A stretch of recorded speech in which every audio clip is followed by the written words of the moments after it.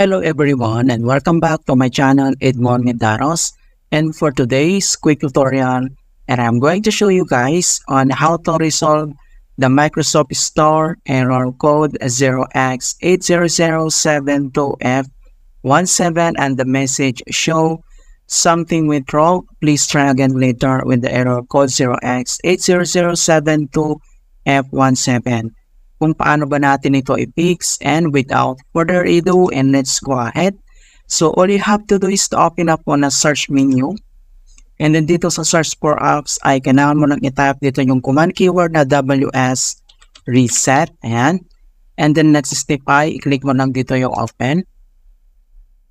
So this command keyword and this procedure is a troubleshooting tool which is used to reset or clear the Windows Store without changing the account settings or deleting installed apps.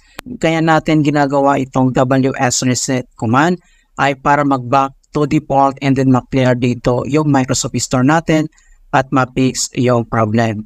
Okay, so in hope na na-resolve yung problem, but if the error still persists, so ang next solution na pwede natin gawin, so close lang natin itong Microsoft Store, and then dito lang sa start menu, so right click ka lang. And then select mo lang dito yung settings.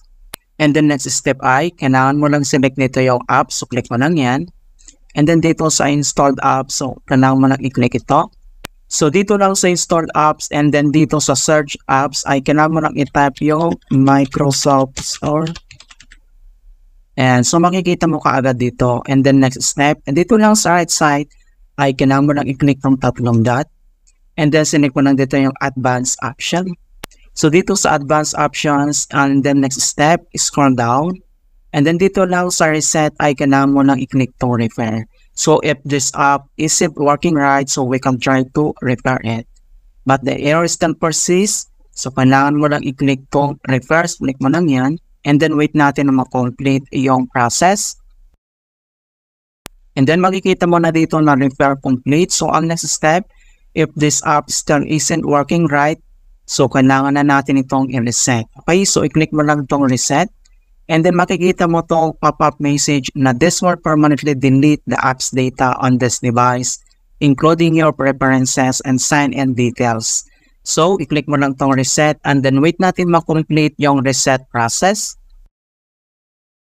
Okay, so makikita mo na dito na complete na yung repair and then yung reset process. So, ang next step na ating gagawin, so close lang natin itong settings. Dito lang sa start menu and then dito sa search for apps, kailangan mo lang i-type dito yung CMD or ito yung tinatawag na command prompt. So, kailangan mo lang mag-right click and then select mo lang dito yung run as administrator. If you receive user account control, and then click mo lang dito yung yes. And then dito sa administrator command prompt ay kailangan lang natin i-enter yung command keyword na sfc/scan now. So, in all small letter lahat, and then yung /scan now ay one word po yan. And then press mo lang yung enter. And makikita mo na dito na beginning system scan. This process will take some time. Beginning verification phase of system scan. So dito ay kailangan lang natin hintay na ma-complete ang verifications into 100%.